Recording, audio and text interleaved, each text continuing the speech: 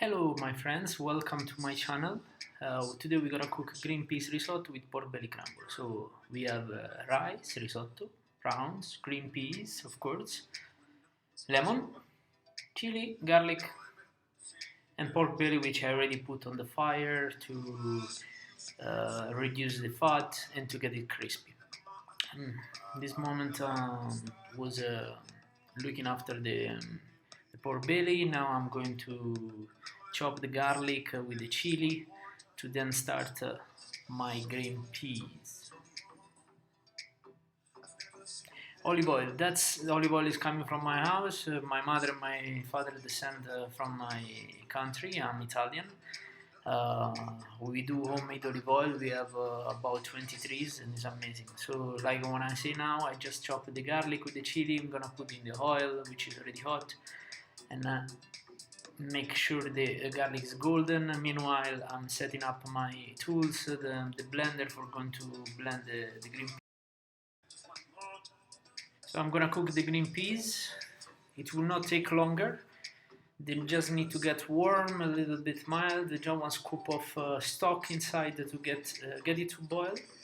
Seasoning very well. That's very important. The first thing you need to always mind the seasoning. So we're gonna put inside the cup for the blender.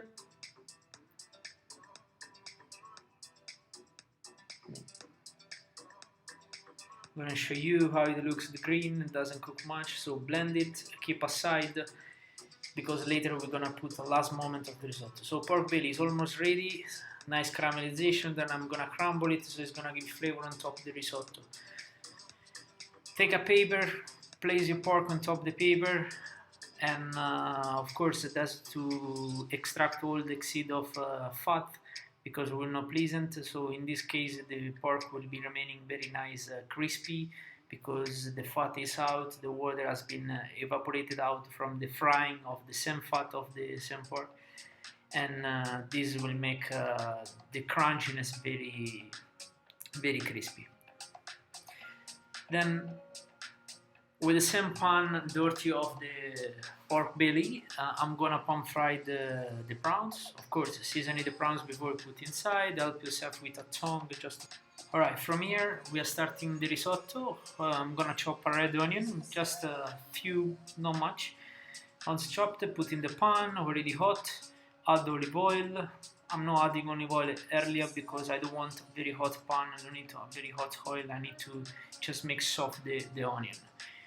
So meanwhile I'm gonna cook the risotto is just with vegetable stock. The risotto, I'm gonna toast it right now, put in the pan, mix a little bit, add a bit of seasoning at the beginning. I prefer to do this because the flavor remaining inside, it will have a much more nice finishing at the end when the risotto is cooked.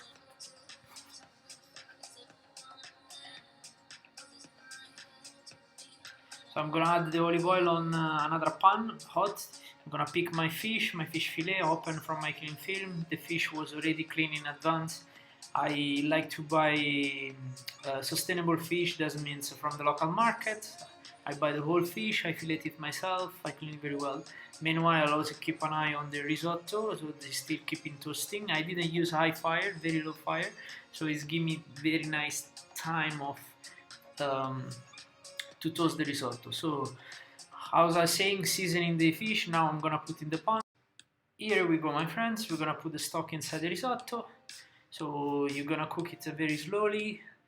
Of course he's already boiling, he's hot, so it's very nice to give the time to allow the risotto to cook. And meanwhile we're gonna cook the fish. So we'll have the fish is taking just 6, 5, 7 minutes on top of the fire. Add a clove of garlic with olive oil. Gonna cook the fish from the skin side. We need to obtain a very crispy side, a golden color. Make sure to press the fish at the beginning for 20-25 seconds. This is because it will remain nice flat and it will get a nice color. So I check just the fish, I taste the rice. See, the fish is almost cooked. It's important to bath with the oil, so it's cooking very slowly and it remain moist. So I'm gonna finish the risotto. Meanwhile, I left the fish on top of the fire to finish to cook in very, very low fire.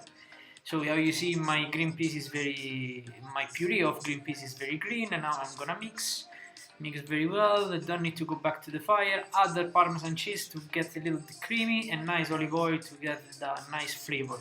A raw olive oil is helping to enhance the taste. So choose your plate, clean very well the plate. I'm gonna plate it now. I'm using my own tools. Right now I'm using a ring. I'm gonna put the risotto inside. 3 scoop, choose the size of the portion you like, is up to you. Now I'm cooking for my wife, of course, I know her quantities, so there we go. Prawns. And then we're gonna put the pork belly crumble.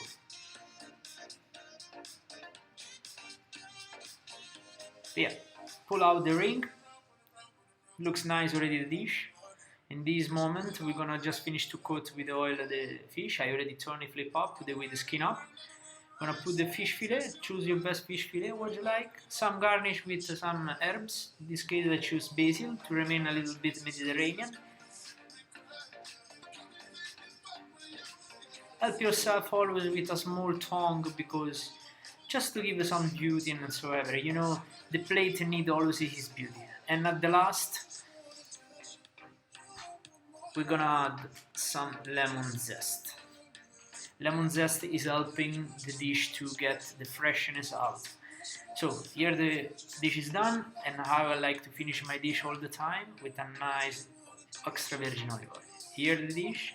So resuming the dish, we have a green peas risotto with prawns, crumbled pork belly, and a nice red snapper fillet. Buon appetito!